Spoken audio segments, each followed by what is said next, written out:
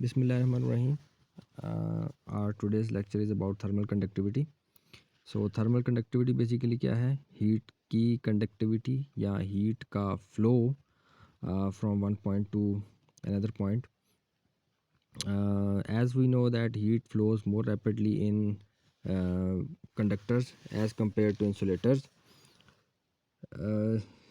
ये सपोज़ करें हमारे पास एक डायग्राम है जो कि बेसिकली एक सॉलिड ब्लॉक की डायग्राम है और that solid block is at different temperature that the two faces of that block is at different temperatures. Let's suppose one phase which is at T1 temperature, that is at high temperature, and the other end that is at T2 temperature, it is at a low temperature. तो हमें पता है कि heat will always flow from higher temperature to lower temperature. So फिर rate of flow of heat क्या होगा? Rate of flow of heat is basically the amount of heat flows in unit time. That is rate of flow of heat. So rate of flow of heat is basically equals to Q by T. So heat जो है basically ये observe किया गया है कि heat जो है का फ्लो वो डिफरेंट फैक्टर्स के ऊपर डिपेंड करता है. Number one, the cross sectional area of the solid. Second one is the length of the solid and third one is the temperature difference between the solid. First factor जो है that is cross sectional area of the solid. So हमें पता है कि अगर एक जो solid है जिसमें कि हम हीट को ट्रांसफ़र करना चाह रहे हैं, अगर उसका क्रॉस सेक्शनल एरिया ज़्यादा होगा, सो ऑब्वियसली जब क्रॉस सेक्शनल एरिया ज़्यादा होगा तो हीट का फ़्लो भी ज़्यादा हो जाएगा, और अगर क्रॉस सेक्शनल एरिया कम हो जाएगा तो हीट का फ़्लो भी कम हो जाएगा. सो विच मीन्स के rate of flow of heat is directly proportional to area. So Q by T is basically directly proportional to area A. So the second factor is the length of the solid. तो हम जितनी हम solid की length जो है वो बढ़ाते जाएंगे, जितनी उसकी लंबाई बढ़ती जाएगी, सो उसमें rate of flow of heat भी उतना कम होता जाएगा. हीट दूसरे एंड पर ज़्यादा टाइम लेगी पहुंचने के लिए. So rate of flow of heat is basically inversely proportional to length. So Q by T is proportional to 1/L. Third जो फैक्टर है that is temperature difference between two ends. So जितना temperature का difference ज़्यादा होगा उतनी ज़्यादा जल्दी heat flow करेगी from one point to another point. Let's suppose इसी ब्लॉक का अगर जो T1 टेम्परेचर है वो अगर 100 डिग्री सेंटीग्रेड है और T2 temperature that is at 0 degree centigrade, तो हीट का फ्लो ज़्यादा रैपिड होगा, जल्दी हीट फ्लो करेगी. लेकिन अगर T1 जो है वो 100 डिग्री सेंटीग्रेड पे होगा और T2 90 डिग्री सेंटीग्रेड पे होगा, तो हीट का जो फ्लो है वो इतना फास्ट नहीं होगा, which means rate of flow of heat is inversely proportional to directly proportional to temperature difference. So Q by T is proportional to T1 minus T2. T1 minus T2 is basically the temperature difference. So अगर हम इन तीनों को इकट्ठा करें, यानी कि number one ये जो Q by T is directly proportional to area and Q by T is proportional to 1/L and Q by T is proportional to T1 minus T2, इन तीनों को कंबाइन करें, सो ये हमारे पास ये वाली इक्वेशन बन जाएगी. Q by T is proportional to A into T1 minus T2 divided by L. क्योंकि Q by T is directly proportional to area, directly proportional to T1 minus T2 temperature difference and inversely proportional to L.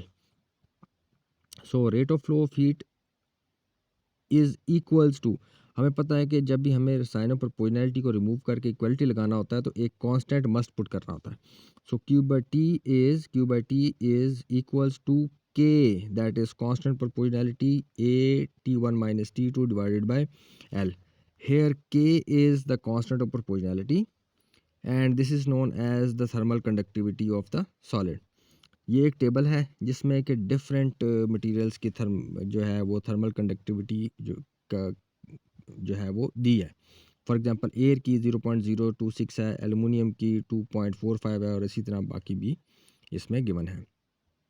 सो अगर हमें if के की value find करनी है तो वो कैसे फाइंड करेंगे? सिंपली ये जो इक्वेशन हमारे पास है इसको हम क्या करेंगे, रीअरेंज करके ये बना देंगे. K is equals to Q by T. अब के इज़ इक्वल्स टू जो आएगा Q/T के साथ ये L जो है ये क्रॉस में मल्टीप्लाई हो जाएगा और A T1 minus T2 divide हो जाएगा। So K is equals to Q/T times L over A into T1 minus T2। ठीक है। सो द थर्मल कंडक्टिविटी को हम कैसे डिफाइन कर सकते हैं? इसको डिफाइन कर सकते हैं the rate of flow of heat across the opposite faces of a metre cube of substance. 1 metre cube substance जिस में फ्लो ऑफ उसके दो ऑपोजिट फेसेस में flow of heat of a substance maintained at a temperature difference of 1 kelvin. हमें सारी चीज़ें unit लेनी है, यानी कि लेंथ भी यूनिट होगी, एरिया भी यूनिट होगा, टेम्परेचर डिफरेंस भी यूनिट होगा। यूनिट मतलब 1, यानी कि और लेंथ और एरिया को अगर हम मिला दें तो बेसिकली हमारे पास वॉल्यूम बन जाता है। तो हम कहते हैं कि 1 मीटर क्यूब सब्सटेंस जिसके दो अपोजिट फेसेस का हमने डिफरेंस 1 केल्विन पे मेंटेन करके रखा हो, उसमें जो rate of flow of heat है जो आता है that is the thermal conductivity of that substance. ठीक है। इसी तरह फिर आ जाते हैं uses of conductors and non conductors. तो कंडक्टर्स नॉन कंडक्टर्स के यूजेस भी डेली लाइफ में हमारे होते हैं, हमारे घर में इसका यूज़ होता है। फॉर एग्ज़ाम्पल जो कंडक्टर्स होते हैं they are use to cook the food. खाना पकाने के लिए जैसे ये आप डायग्राम में देख रहे हैं, पैन के अंदर अगर आपने पानी को गर्म करना है, सो उसको गर्म करने के लिए हमें हीट रिक्वायर्ड है और हीट का ट्रांसफ़र रिक्वायर्ड है ज़्यादा रैपिड। तो हम जो पैन्स जो यूज़ करते हैं खाना बनाने के लिए वो बेसिकली मेटल के बने होते हैं। इसी तरह नॉन मेटल्स का भी यूज़ है कि इसका ये जो स्पून है, सॉरी जो इसका जो हैंडल है, अगर ये भी मेटल का होगा तो ये तो गर्म हो जाएगा। सो इट इज़ डिफ़िकल्ट कि भाई हम उसको पिक कर सकें उस पैन को। So that handle is made up of non metals और इंसुलेटर्स, ताकि उसको आराम से पिक करके उसको उठा के हम नीचे रख सकें। इसी तरह जैसे आजकल सर्दियां हैं और सर्दियों में घरों को गर्म रखने के लिए हमें हीट की रिक्वायरमेंट है, और हीट कहाँ से आती है? वो बेसिकली फ्यूल से आती है। सो अगर हम हीट को किसी तरह इंसुलेट करा देंगे तो फ्यूल की कंजम्पशन जो है वो बच जाएगी। ठीक है। सो उसके लिए क्या करना पड़ेगा हमें कि जो वाटर टैंक होगा उसको अगर हम इंसुलेट कर दें तो उसके उसके अराउंड हम प्लास्टिक का फोम लगा दें या लेगिंग लगा दें, तो बेसिकली वो वाटर टैंक जो है वो पानी उसके अंदर ठंडा नहीं होगा, तो हमें पानी को गर्म करने के लिए ज़्यादा एक्स्ट्रा फ्यूल जो है वो नहीं लगाना पड़ेगा। इसी तरह जो दीवार के अंदर जो कैविटी होती है, या अगर आप जैसे ये डायग्राम के अंदर आप देख रहे हैं, ठीक है, ये इंसुलेशन बोर्ड रख दिया है। एक साइड पे कंक्रीट है, दूसरी साइड पे ब्रिक्स लगी हुई हैं, और इन दोनों के दरमियान में फ़ोम रखा हुआ है। ये फ़ोम बेसिकली इंसुलेटर के तौर पे एक्ट करेगा और हीट को ट्रैवल नहीं होने देगा रूम के अंदर से बाहर। सो बेसिकली उससे भी फ्यूल की जो कंजम्पशन है वो कम हो जाएगी।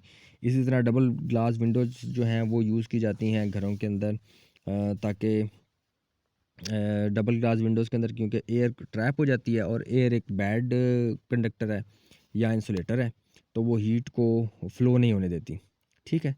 सो इन जो है चीज़ों को यूज़ करते हुए हम जो है वो फ्यूल की कंजम्पशन को कम कर सकते हैं। सो ये तो कोई यूजेस थे हमारे पास कंडक्टर्स के और नॉन कंडक्टर्स के। होपफुली आपको आज का लेक्चर समझ आ गया होगा, एंड अगर नहीं समझ आया तो आप मेरे से क्वेश्चन कर सकते हैं।